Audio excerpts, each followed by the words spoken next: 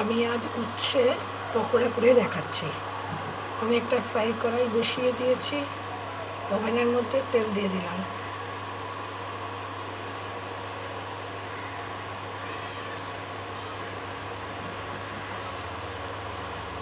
এবার আমি উচ্ছে সরু সরু করে কেটেছি, এর মধ্যে বেসন দিয়েছি, একটু সাদা তেল দিয়েছি, একটু নুন দিয়েছি। এবার আমি লঙ্কা গুঁড়ো আর হলুদ গুঁড়ো দিয়ে দেব।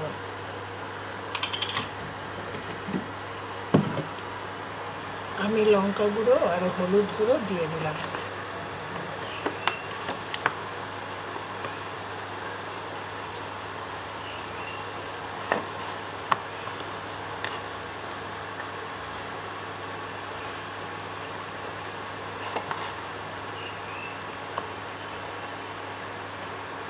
উচ্ছে সাধারণত কারোরই খেতে ভালো লাগে না, তাই জন্যে আমি এটা জিরি জিরি করে কেটেছি। কেটে এর মধ্যে বেসন দিয়ে, গুঁড়ো লঙ্কা, একটু হলুদ, একটু নুন দিয়ে ও বেসন দিয়ে পেস্ট করেছি।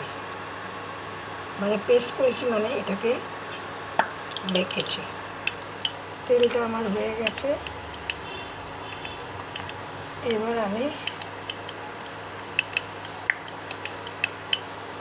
এর মধ্যে উচ্ছেটা দিয়ে দিলাম, মাখা উচ্ছেটা দিয়ে দিলাম।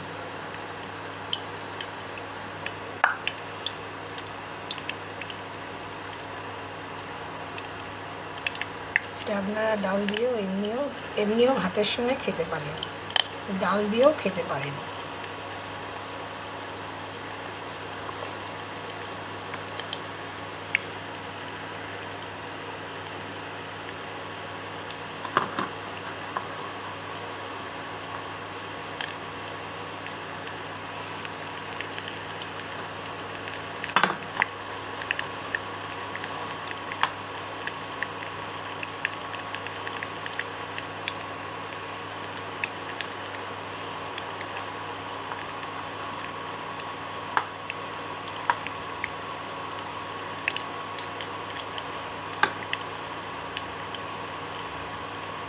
এর মধ্যে আমি একটু কারি পাতাও দিয়ে দিয়েছি, বলতে ভুলে গেছিলাম, কারি পাতাও দিয়ে দিয়েছি। আপনারা পেঁয়াজ দিয়েও করতে পারেন, আমি পেঁয়াজ দিইনি।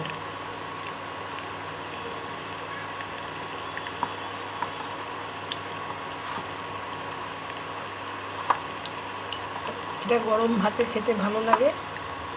আপনারা এইভাবে উচ্ছের পকোড়া বানিয়ে করে খেয়ে দেখবেন এবং আমাকে জানাবেন। আমি রূপাস কুকিং থেকে এই রান্নাটা আপনাদের শেয়ার করলাম।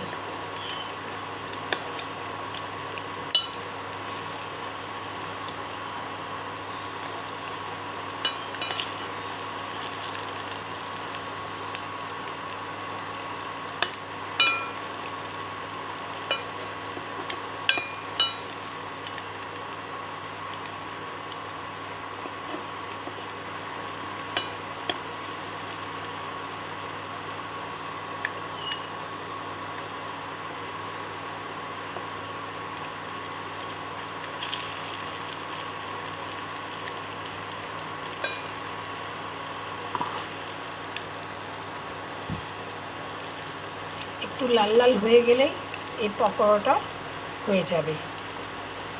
সাধারণত সবাই উচ্ছে ভাতে আলু দিয়ে খায় ও ভেজে খায়, কিন্তু এইভাবে বেসন দিয়ে যদি আপনারা করে খেয়ে দেখেন, আপনাদের গরম ভাতে খুবই ভালো লাগবে। আমার এই রেসিপিটা হয়ে গেছে, আমার 2 পিঠ ভাজা হয়ে গেছে, দেখে নিয়েছি। আপনারা এইভাবে করে খেয়ে দেখবেন।